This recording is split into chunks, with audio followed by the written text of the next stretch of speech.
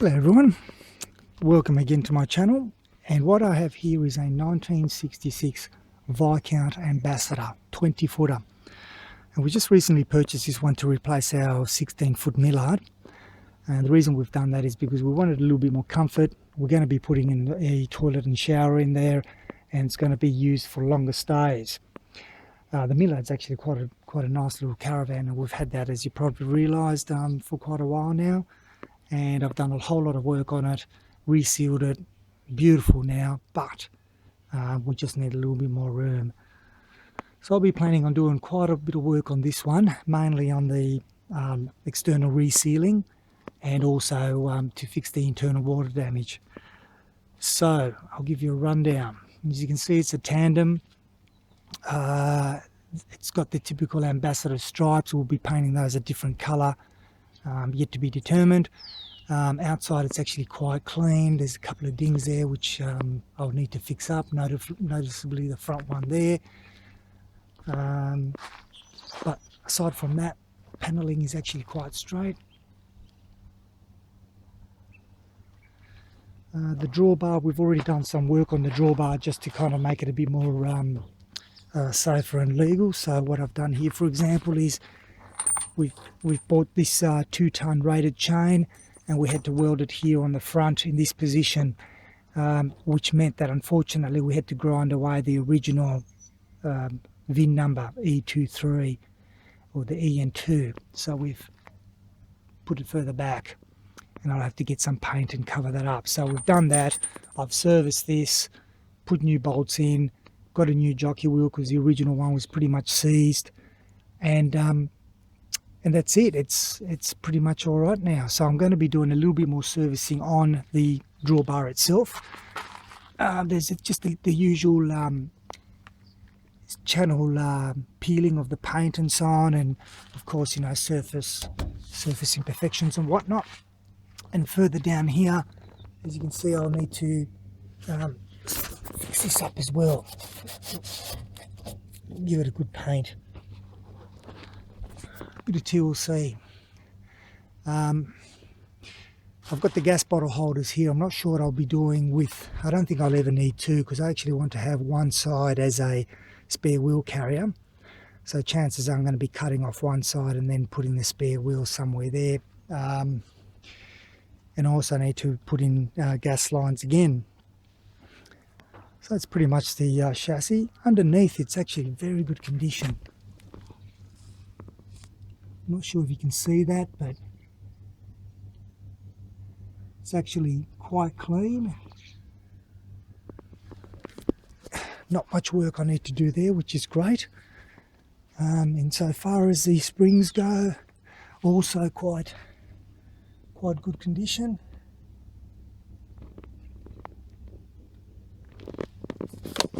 Trying to get this camera angle in right. You can see there. A little bit more on the underneath.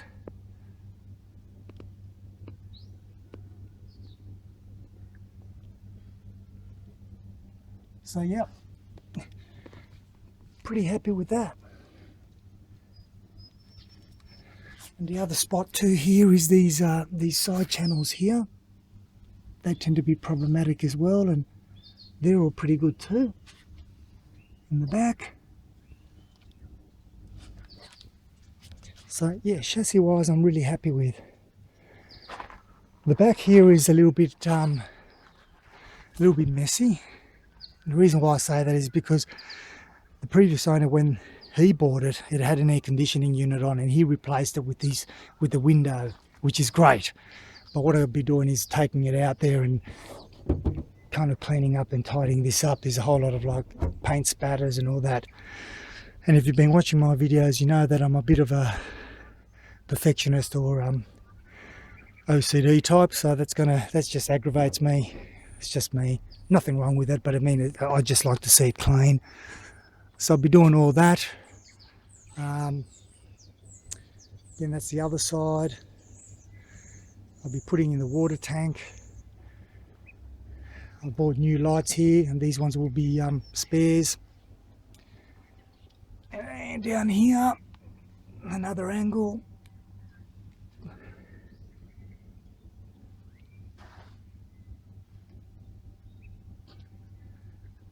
So I probably will eventually get underneath there and just give it a bit of a touch up with a rust preventative type paint, just to help it stay that way.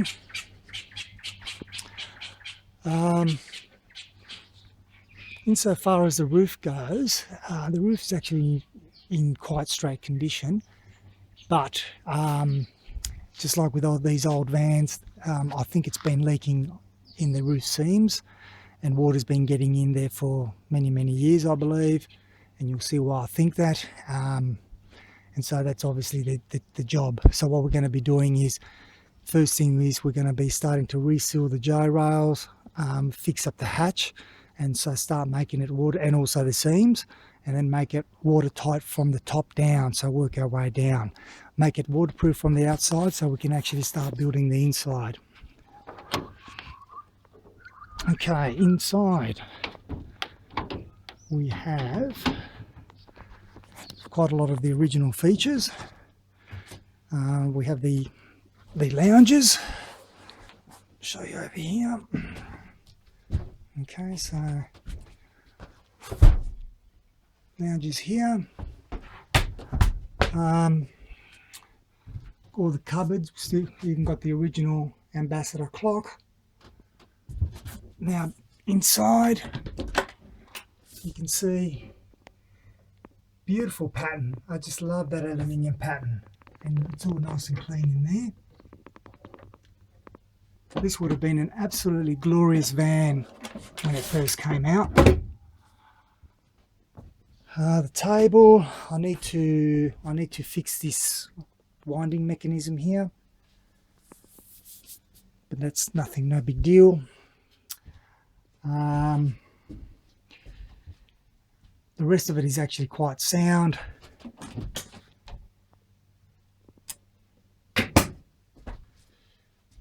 Kitchen's pretty normal. This is where the fridge will go. We're still deciding what kind of fridge we'll get. It's probably, we'll use the one that we've got now, which is a two-way fridge, an old one, but you basically just use it on electric 240 for the moment.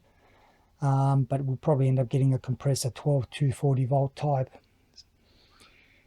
So all the cupboards are pretty much in good nick. I've already removed, you can see here, these are all the fly screen and curtain holders. So I've removed all those already, just in anticipation for starting to clean up. I mean, we did give this a bit of a once over. This will be where the stove that I've purchased will go in. We've got the bunk beds and annex type things there. Covers. I'll show you the ceiling in a moment, but basically the wardrobes. On this side, this wardrobe here is where I plan to put the bathroom. So we'll extend that out to here or something like that, and then also go a little bit wider. But we'll see. That'll be a separate video when we get to that. And then we've got the back. So this whole area here is where it's going to be gutted. This wall here, this section, and that wall will all go, and we'll put new ply in there. So it's going to be a bit of work, and that'll give us the opportunity to also put a couple more power points in there. But again, the actual hatch and everything else outside of the roof is pretty good from that perspective. Right, so where the big work's going to be is up here. So there's been a lot of water come through, and it's effectively just started to break away the ceiling material. Let's pop the rivets out. You can see how that's basically dropped there. The front of it's actually quite good. So if I go from the hatch forward, you can see it's actually quite good. But it's just around this hatch, and you can see that there's been a lot of water ingress here. I've actually pulled this down to have a bit of a sticky beak. Same with here. Now this has obviously been added to provide a little bit of support because the ceiling was collapsing. But never mind, what we've decided to do here is to replace the entire lot. Well, at this stage we've decided that. So it's been held up by these rivets. So there'll be a separate video on this as well. I'll be pulling all this out, drilling out the rivets and pulling the ceiling out. And then while we've got it out, of course, we're going to have to take the hatch out as well. And while we've got it out, we'll insulate it and then put it back in. With the hatch, we're going to redo the lot. Probably keep what we can. For example, this structure here, probably keep that, depending on if there's any rot. But obviously the side beams here, replace those. You can see here that there's been liquid nail has been applied there. Useless material, liquid nails. It just dries and cracks. It's not a sealant. But the actual hatch itself up here, again, depending on the condition, some of this timber seems to be pretty good, but we might replace the lot. So I'll just you can see it still works beautifully.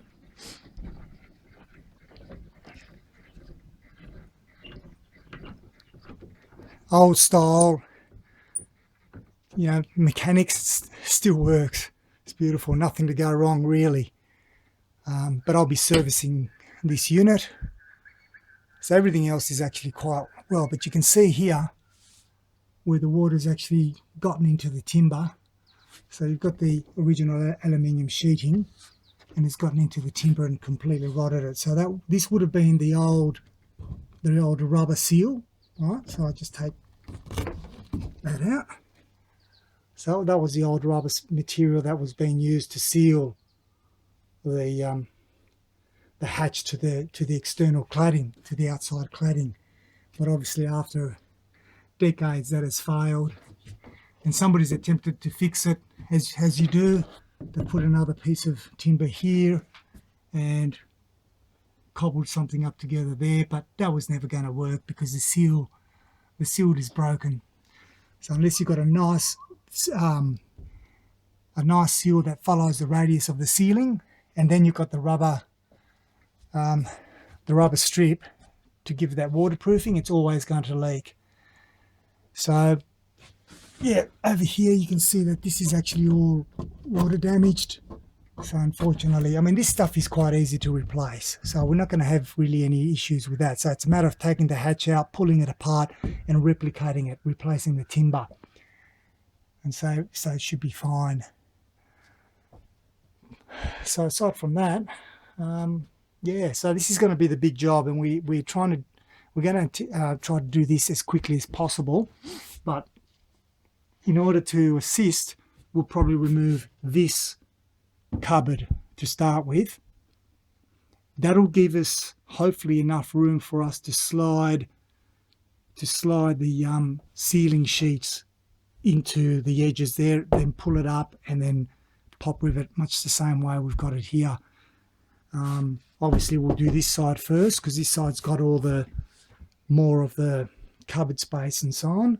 So we'll do that first, and then we'll slide the other one over. Well, that's theoretically that's what we're planning on doing. So again, all very good. So really, this side of the roof is actually quite good as well.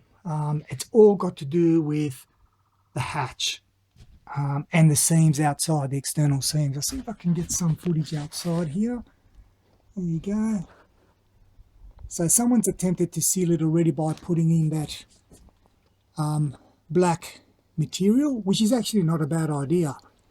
Anything's going to help. But yeah, you can see it's actually quite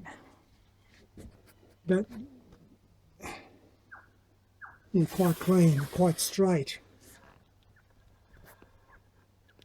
Go this side.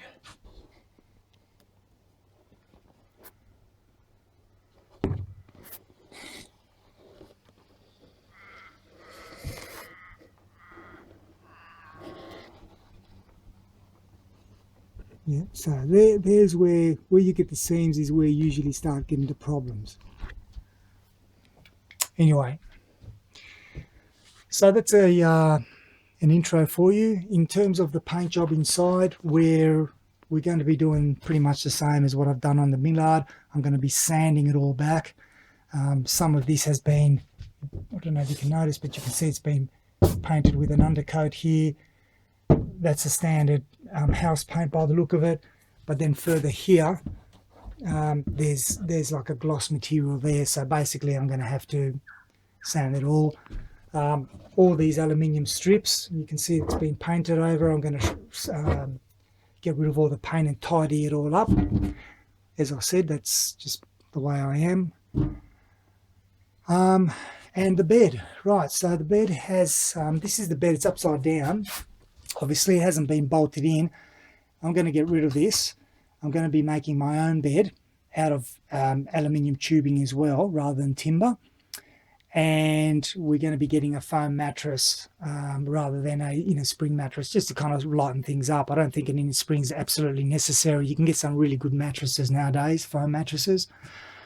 And that'll be butted right up against the end, and that'll allow us about 1.5 meters in width, and of course the full length to the back there. And we'll probably end up building some cupboards at the base of the bed to put in the bedding material, such as, doonas and pillows and whatnot. So that's the idea about the bed there. So that's it. Just give you a quick view on the inside here, and both sides are the same. There you go.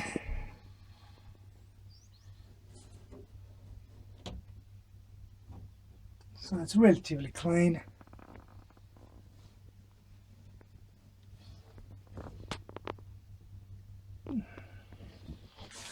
Gives you an idea of the condition anyway. And there's always going to be other little bits and pieces that I need to fix. Here's this, for example, this here is completely leaked. It's damaged it. So again, an easy thing to pull out and replace. Shouldn't be any issues with that. And then cleaning it up.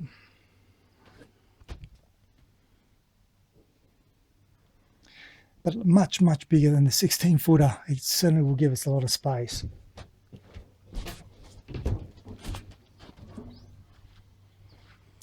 All right, that's it. Sorry this video is a bit long, but anyway, gives you a nice good introduction of what we're trying to do and the work we've got ahead of us. But it's all good fun. Thanks for watching.